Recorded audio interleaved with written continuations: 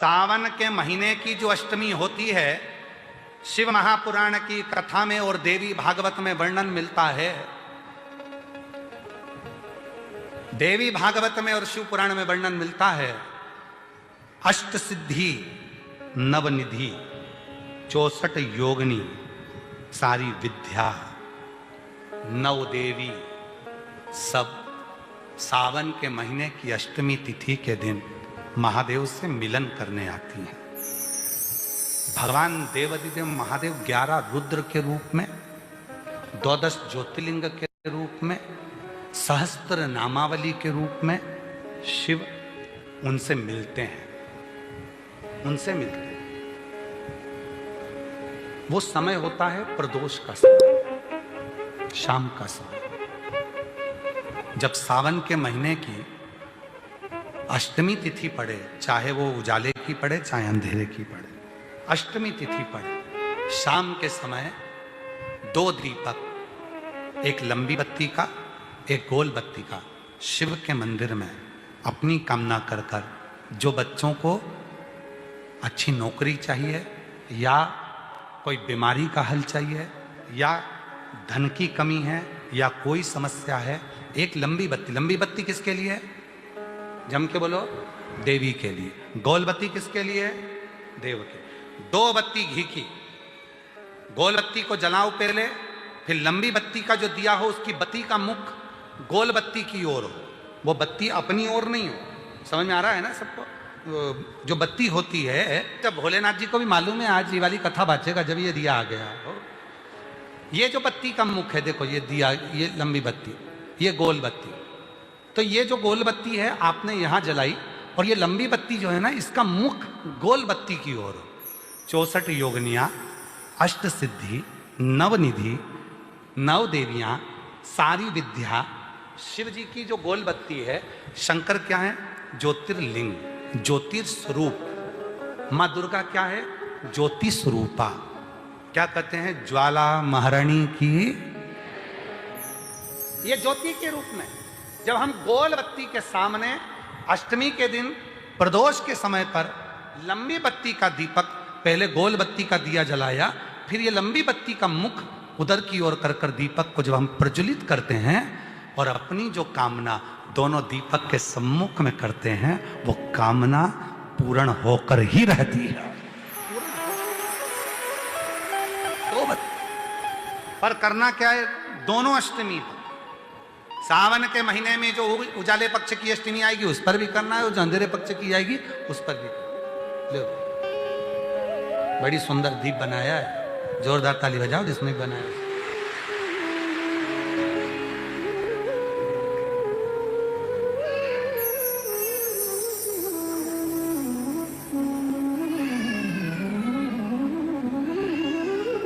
दीप उजाले पक्ष की भी अष्टमी लीजिए और अंधेरे पक्ष की भी अष्टमी लीजिए। कुछ नहीं करना, केवल प्रदोष काल में पहुंच जाओ बाबा देवाधिदेव महादेव के मंदिर में। एक दीपक, दोनों दीपक साथ में रखो। एक दीपक गोल बत्ती का पहले जलाओ, लंबी बत्ती का दीपक का मुख गोल बत्ती की ओर करो, प्रज्वलित करो और बाबा को अपने मन का भाव करो। बाबा को अपने शमी के 5 पत्ते, बेलपत्री के 5 पत्ते, बेर के 5 पत्ते। क्या क्या चीजें जरा जम के बोलो? शमी के 5 पत्ते, बेर के 5 पत्ते और बेलपत्री के 5 पत्ते। महाराज, श्रावण महीने की दोनों अष्टमियों में से कोई भी अष्टमी, यह भी जरूरी नहीं है कि सोमवार की ही अष्टमी चाहिए।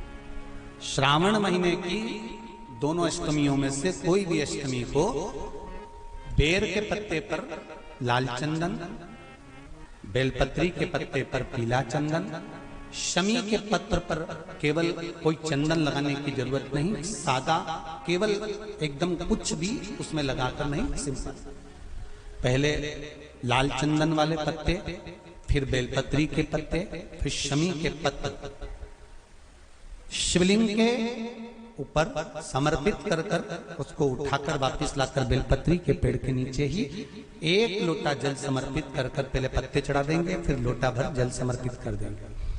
उसी चढ़े हुए पत्तों में से 5 बेलपत्र को लेकर अपने घर जा रहे और अवधूतेश्वर महादेव, कौन से महादेव? अवधूतेश्वर महादेव।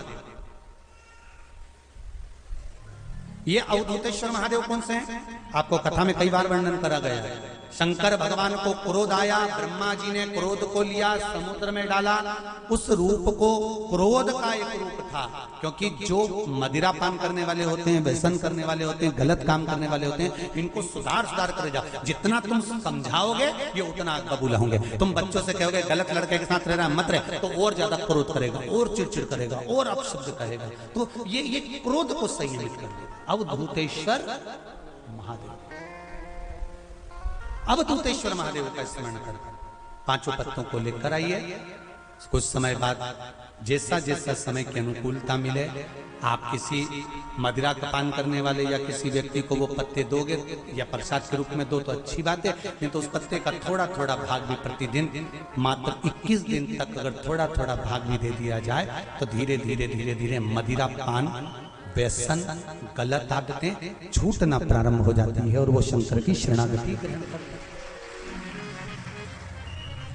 महाराज शिव अर्चना, ये तो अभी अभी लोगों की थोड़ी सी सोच गलत हो गई। ये दुनिया के लोगों को ये तो मालूम नहीं है भगवान शंकर के लिए। हाँ, शंकर भगवान के पास में भांग रहती है, शंकर भगवान के पास में भांग रखी हुई होती है। शंकर भगवान का भांग का श्रृंगार होता है, क्योंकि उसको बूटी के रूप में, औषधि के रूप में लिया जाए। और कोई कहे कि शंकर भगवान भांग का नशा करते हैं, तो ये संसार के लोगों को समझा देना कि शिव भांग का नशा, मेरा भोलेनाथ भांग का नशा नहीं है, शिव नशा नहीं। जब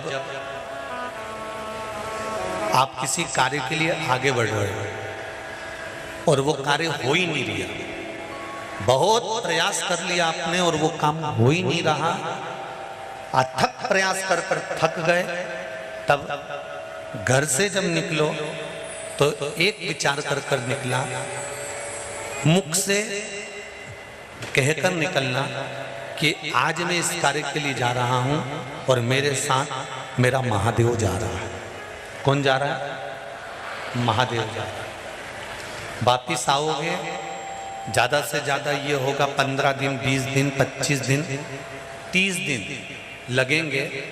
जो कार्य कर कर आए हो उसका रिजल्ट आपके पक्ष में जरूर आएगा, क्योंकि महादेव को आप साथ लेकर जाओगे।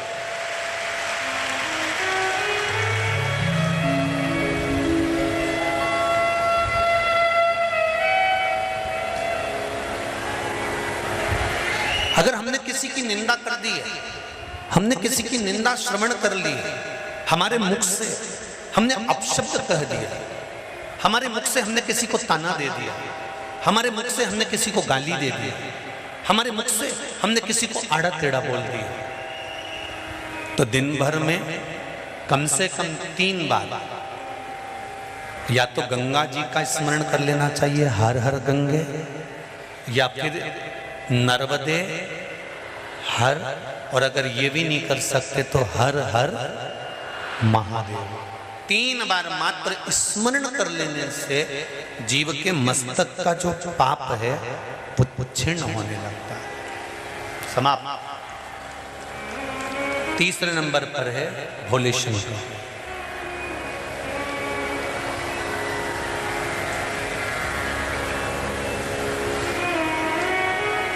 बहुत तेज क्रोध आ रहा,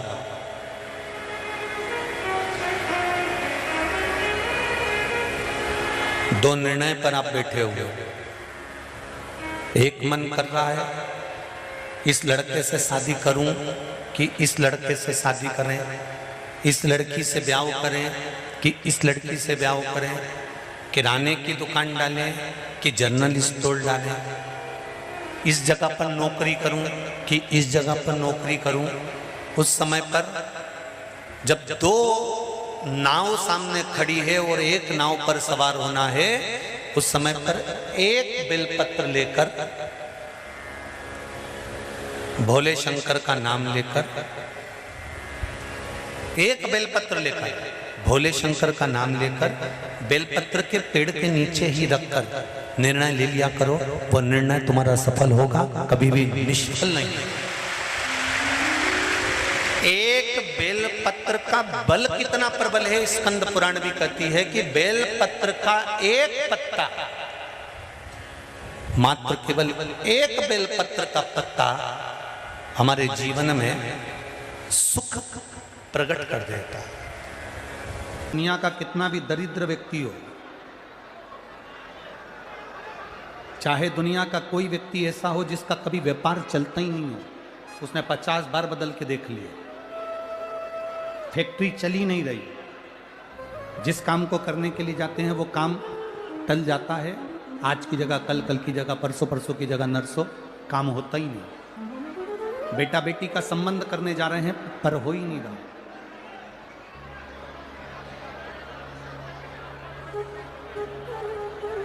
कितना भी दरिद्र से दरिद्र व्यक्ति है, कितना भी दीन से दीन व्यक्ति है, एक नियम वो अगर अपनी जिंदगी में बना ले, प्रदोष काल में, प्रदोष के समय पर बेलपत्री के वृक्ष के नीचे एक बार जाकर नमन करना और प्रदोष काल में शंकर भगवान के मंदिर में दिया लगाना, ये दो चीजें अगर वो 3 महीना भी लगातार कर ले तो उसके जीवन में कभी कोई समस्या आ ही नहीं सकती, कोई दुख आ ही नहीं सकता। एक नियम बना, जैसे जिस नारी को, जिस पुरुष को, जिस बच्चे को, जिस बड़े को चर्म रोग हो जाता है, चमड़ी सफेद पड़ने लगती है, जब चमड़ी सफेद पड़ने लगती है, चर्म रोग जैसा जब हो जाता है या चर्म रोग उसको घेरने लगता है, चमड़ी जब सफेद पड़ने लगे या चमड़ी काली पड़ने लगे या चर्म रोग सोराइसिस जैसी बीमारी तक के लिए है हमारा।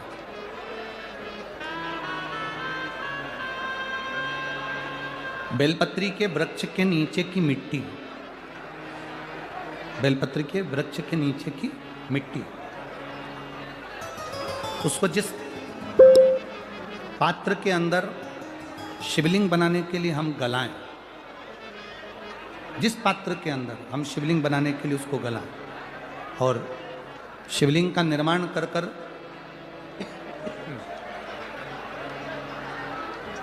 हम बेलपत्री के वृक्ष के नीचे उसका पूजन करें, उसका विसर्जन करें। और बेलपत्री के नीचे की जो मिट्टी है, जिस पात्र में गलाई जाती है, उस पात्र के पानी का स्नान, उस मिट्टी का थोड़ा सा भाग अपने शरीर पर लगाकर, जहाँ सफ़ेद चमड़ी हो रही हो या श्वेत चमड़ी हो रही हो वहाँ लगाकर और उसका स्नान करना यदि हम प्रारंभ करें। परंतु प्रदोष जैसे अपन शंकर भगवान के मंदिर जाते हैं, दर्शन करते हैं, पूजन करते हैं, उसी तरह बेलपत्री के वृक्ष के नीचे की मिट्टी को गलाकर हम शिवलिंग का निर्माण करते हैं। स्नान करना या शरीर पे लगाने के साथ में सबसे ज़्यादा जरूरी है शंकर भगवान के उस शिवलिंग की पूजन करना, पार्थिव लिंग की पूजन करना। लगभग 2 शिवरात्रि निकलेगी महीने की और बाबा जहाँ जहाँ से चमड़ी सफ़ेद हो रही होगी वहाँ वहाँ से धीरे धीरे बाबा अपने असली रंग को देना प्रारंभ कर देता है। इतना बेलपत्री के वृक्ष की पार्थिव लिंग निर्माण और पूजन की उस मिट्टी का इतना वर्णन हमारे शास्त्र करते हैं, इतना वर्णन। कैसा नीला कलर का पुष्प होता है, देखो छोटा है थोड़ा हमारे हाथ में, ये फूल का बेटा है, ठीक है, पूरा फूल नहीं है, ठीक है, फूल का बेटा है ये छोटा सा। अच्छा दिख रहा है, काय आस्था वालों दिखाओ तो सही, दिखाओ जरा बाजू में, और थोड़ा सा पास कर दो तो सबको नजर आ जाएगा, ठीक गया। शंख पुष्प, अपारिजात भी बोला जाता है इसको, ठीक है। हर हर विराजो विराजो। तो एक पुष्प अपन कहते हैं, हमारे भगवान देवादिदेव महादेव को, भगवान शंकर को बड़ा प्रिय है ये पुष्प। अब किसी से पूछा जाए, आप कह रहे हो कि शंकर भगवान को ये नीला फूल, ये शंख पुष्पी भगवान शिव को इतनी प्रिय क्यों है, भगवान शंकर को इतनी प्रियता क्यों है, कोई से पूछे तो वो बताए चाहे ना बताए, पर शिव महापुराण का संवाद कर रहे हैं। कंठ में स्वयं मां जगत जननी ने 10 विद्या में से एक मां को याद किया, और मां तारा का एक स्वरूप मां सरस्वती के रूप में विराजमान हो गया। कंठ में रहने से विष की तपन के कारण, कंठ में रहने से विष की तपन के कारण उनका स्वरूप नीला पड़ गया। और जब उनका स्वरूप नीला पड़ गया तो भगवान देवादिदेव महादेव ने कहा, सुनो पार्वती, संसार के लोग, भूमंडल में रहने वाला यदि कोई भी मानव जिसकी विवेकता, बुद्धि, विचार, सोच, ज्ञान थोड़ा सा भी अगर उसमें कम है, तो वो नील सरस्वती का यदि आवाहन करे, माँ नील सरस्वती स्तोत्र का पाठ करे, माँ नील सरस्वती की स्मरण करे, तो उसकी विवेक, उसकी बुद्धि तीव्र होती है, श्रेष्ठ होती है। और सुनो पार्वती, यदि मान लो कोई मान नील सरस्वती का स्तोत्र का पाठ नहीं कर पाए, आराधना नहीं कर पाए, साधना नहीं कर पाए, स्मरण ना कर पाए, अगर कोई बच्चा एक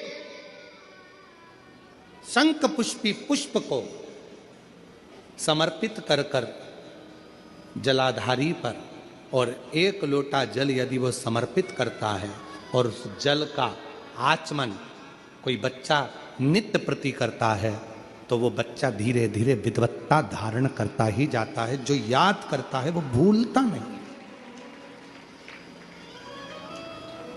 ये मां नील सरस्वती की कथा है। 2 सरस्वती का दर्शन आपको और हमको होता है, 2 सरस्वती का स्मरण आप और हम करते हैं। एक सरस्वती जो स्वयं श्वेत वस्त्र धारण करी है, हंस पर बैठी हैं और बड़े आनंद के साथ में मां सरस्वती का सुंदर स्वरूप है। पर एक सरस्वती ऐसी हैं जो नीला उनका स्वरूप है, और नील सरस्वती के रूप में उनकी पूजन होती है। मां नील सरस्वती। महाराज, जैसे कोई कोई बच्चे ऐसे होते हैं कि जन्म लेने के बाद में उनकी राल टपकती रहती है, विद्वान नहीं हो पाते, पलंग पर पड़े रहते हैं, पांव हाथ काम नहीं करते हैं, और डॉक्टरों का इलाज चलता रहता है, पर वो बच्चों की मुख से राल टपकती रहती है, विद्वत्ता नहीं रहती, माइंड थोड़ा सा कमज़ोर होता है, और शरीर भी उनका थोड़ा शिथिल रहता है शरीर। तो कई लोग कह देते हैं कि ये बच्चा थोड़ा जल्दी जन्म ले लिया, इसलिए ऐसा हो गया, प्रीमेच्योर हो गया, ऐसा हो गया, वैसा हो गया। दवाइयाँ भी चलती हैं, इलाज भी चलता है, पर उसका कोई लाभ नहीं मिल पाता, और वो बच्चा पलंग पर पड़ा रहता है, राल टपकती रहती है, बुद्धि काम नहीं करती। छोटे छोटे, भले वो 20 साल का हो गया, पर 8-10 साल के बच्चों जैसी उसमें विवेकता होती है, बुद्धि होती है। मेरा निवेदन है उन माताओं से, थोड़ी मेहनत आपको करना पड़ेगी उस बच्चे के लिए। अष्टमी, नवमी और चतुर्दशी 3 तिथियां पकड़ कर रखना। कौन कौन सी? जम के बोलो। अष्टमी, नवमी, चतुर्दशी। ये 3 तिथियां ऐसी हैं, चतुर्दशी अमावस्या की भी और चतुर्दशी पूर्णिमा की।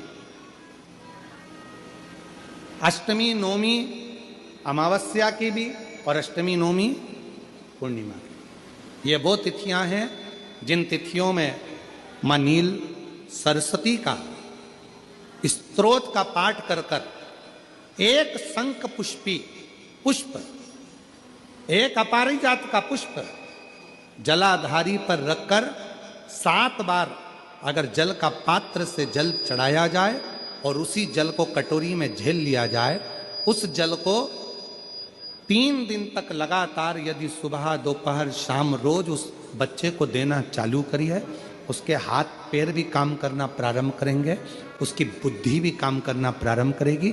जो वो पलंग पर पड़े पड़े राल टपकाता रहता है, उसको लोग कहते हैं कि 18 साल का हो गया और दिमाग केवल 10 साल का है, 5 साल का है, उसमें धीरे धीरे बुद्धि प्रबल होना प्रारंभ हो जाएगी और वो भी एक दिन कार्य करना प्रारंभ कर देगा।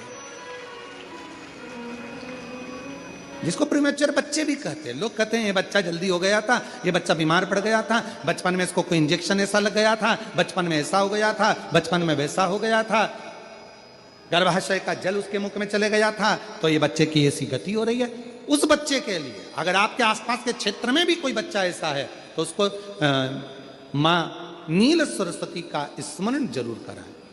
और अगर आप लोगों के पास में माँ नील सरस्वती का स्त्रोत का पाठ ना मिले तो प्रयास करिएगा, मोबाइल पर सर्च कर कर माँ नील सरस्वती का स्त्रोत भी निकाल सकते हो। बाजार में से गीता प्रेस गोरखपुर की किताब में भी ला सकते हो, पढ़ भी सकते हो, घर में उसका स्त्रोत का पाठ भी कर सकते हो। माँ नील सरस्वती स्त्रोत का स्मरण और बड़े भाव के साथ करें स्मरण। और कोई कोई माताएं कह देती हैं, कोई बच्चा कह देता है मम्मी मुझे याद नहीं होता, याद करता हूं परीक्षा हॉल में जाकर भूल जाता हूं, मैं कुछ पढ़ता हूं बाद में जाके भूल जाता हूं, स्मरण में नहीं रहता। तो उनसे भी निवेदन है, आप माँ नील पाठ नहीं पढ़ सकते, स्तोत्र नहीं कर सकते, संस्कृत में नहीं पढ़ सकते, तो माँ नील सरस्वती के नाम से अष्टमी, नवमी और चतुर्दशी के दिन एक शंख पुष्पी पुष्प को, नीला कलर का जो फूल होता है बेल में लगा होता है, जो शिव जी को अति प्रिय होता है, उस पुष्प को आप जलाधारी पर रख दीजिए। जलाधारी जानते हो ना सब लोग, शिवलिंग पर नहीं, जलाधारी पर रख दीजिए और जल चढ़ाना 7 बार प्रारंभ करिए। बाबा देव अधिदेव महादेव आपको याददाश्ता में प्रवर करेगा।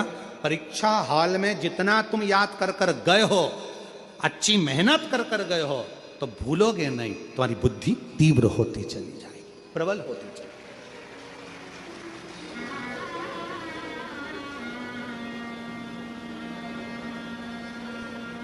आजकल आयुर्वेद में आप लोग अगर आयुर्वेदिक दवाइयाँ लेते होंगे, आयुर्वेद वालों के पास यदि जाते होंगे, तो वो भी अगर बच्चा पढ़ने में कमज़ोर है, बुद्धि से कमज़ोर है, तो उसको शंख पुष्पी की चाय पीने का भी कहते हैं। बाजार में आती होगी शायद, है भैया कह रहे हैं कि बाजार में वो चाय भी मिलती है, नीली चाय। महाराज याददाश्ता के लिए, उसको प्रबर करने के लिए लोग शिव कथा कर रही है। कौन सी सरस्वती? जम के बोलो, जम के जरा, पूरा तो नाम बोलो, माँ नील सरस्वती। तुमने डायरेक्ट कह दिया नील सरस्वती, माँ कौन लगाएगा? माँ है ना अपने, तो उसका संबोधन पूरा होना चाहिए। कौन सी सरस्वती? माँ नील सरस्वती का स्मरण सुख देता, आनंद देता। इसीलिए शायद सावन के महीने में सारे व्रत किए जाते हैं। सोमवार का व्रत भी आता है, शिवरात्रि का व्रत भी आता है, मंगला गौरी का व्रत भी आता है, अन्नपूर्णा का व्रत भी आता है, अष्टमी का व्रत भी आता है। पर साथ में एक व्रत सावन के महीने में होता है जिसको मौन व्रत कहा जाता है। श्रावण के महीने में एक व्रत होता है जिसको मौन व्रत कहते हैं। आप सबको मालूम होगा, शिव और शक्ति दोनों का अर्धनारीश्वर स्वरूप का जब दर्शन हुआ था, शिव महापुराण की कथा कहती है, तब ब्रह्मा जी मौन हो गए थे, क्योंकि ब्रह्मदेव से गलती हो गई थी बहुत। ब्रह्मा जी से इतनी गलती हो गई थी कि ब्रह्मा जी ने भगवान नारायण और भगवान शिव में भेद कर दिया था। और जब कोई हल नजर नहीं आया, कि ब्रह्मा जी ने सोच लिया कि ये मेरा कुछ हो नहीं सकता है, तब ब्रह्मदेव ने ये विचार कर लिया कि अब इसका कोई सार तत्व नजर नहीं आ सकता, तो अब मैं मौन हो जाता हूं। और ब्रह्मदेव मौन हो गए एकदम। और जैसे ही ब्रह्मा जी मौन हुए, भगवान शिव कृपा कर दिए, ब्रह्मा को वर दे दिया। श्रावण के महीने में जब मैं अपने ससुराल माता प्रसूति से सेवा ले रहा हूँगा, मेरी अर्धांगिनी सती मेरी सेवा कर रही होगी, समुद्र मंथन का विष मैंने पिया होगा और मेरी पार्वती मेरे को कावड़ चढ़ा रही होगी।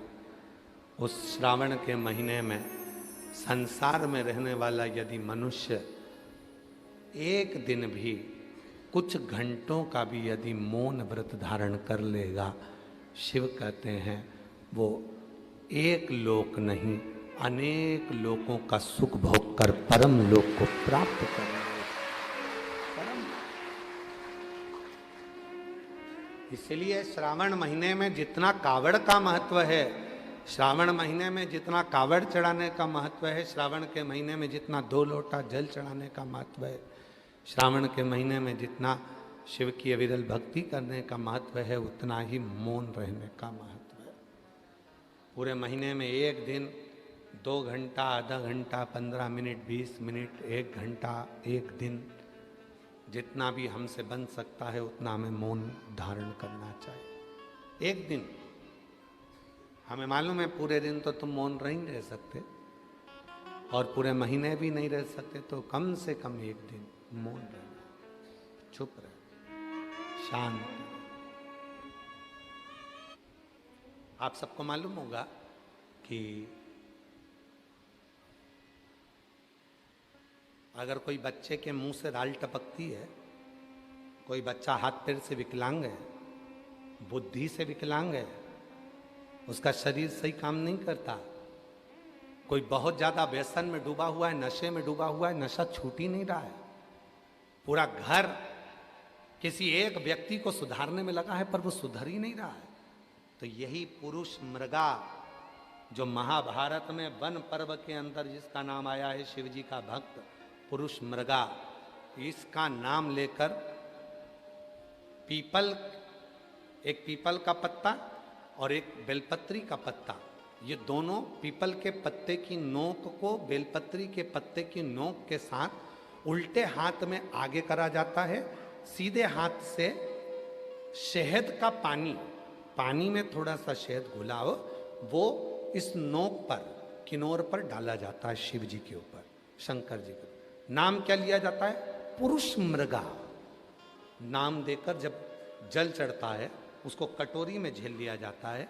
जो बच्चा मानसिक विकलांग होता है, शरीर से विकलांग होता है, कहते हैं शरीर में कोई ऐसा रोग हो जाता है जिसका इलाज पूरे दुनिया में नहीं है, उस रोग में भी जीबीएस बीमारी के अंतर्गत भी अगर उस जल को शिव पर चढ़ाकर उसको सुबह दोपहर शाम थोड़ा थोड़ा देना प्रारंभ करते हैं, शरीर में बल आता है और शरीर काम करना प्रारंभ कर देता है, वो पुरुष मृगा। महाभारत के वन पर्व में वर्णन आता है पुरुष मृगा का।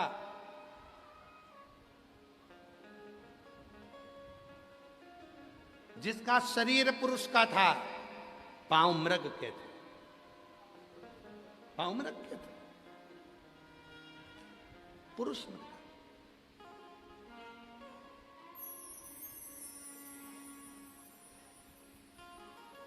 यहां तक कथा कहती है महाभारत वन पर्व में पुरुष मृगा की कथा आती है। शिव भक्त, इसको साधारण नहीं कहेंगे, शंकर का परम भक्त था पुरुष मृगा, परम भक्त। आज भी कहते हैं जिसकी बुद्धि काम नहीं करती है, इधर उधर भटक रही है ना, तो शहद का जल पीपल के पत्ते की नोक और बेलपत्री की नोक दोनों को मिला के शिव जी पे चढ़ाई जाती है और उसका शहद के जल का प्रयोग किया जाता है, बुद्धि सटीक होती है। जो बच्चे पढ़ने बैठते हैं, मन नहीं लगता, मन विचलित हो जाता है, परीक्षा हॉल में याद नहीं आता, सब याद करते हैं, रात भर पढ़ते हैं और परीक्षा हॉल में भूल जाते हैं, उनके लिए भी पुरुष मृगा, पीपल के पत्ता नीचे, ऊपर बेलपत्री का पत्ता, दोनों की नोक, शहद का पानी शिव जी को समर्पित कर कर उस पानी का आचमन करें, बुद्धि केंद्रित हो जाती। पुरुष मृगा, फिर से बोलो क्या नाम है? पुरुष मृगा।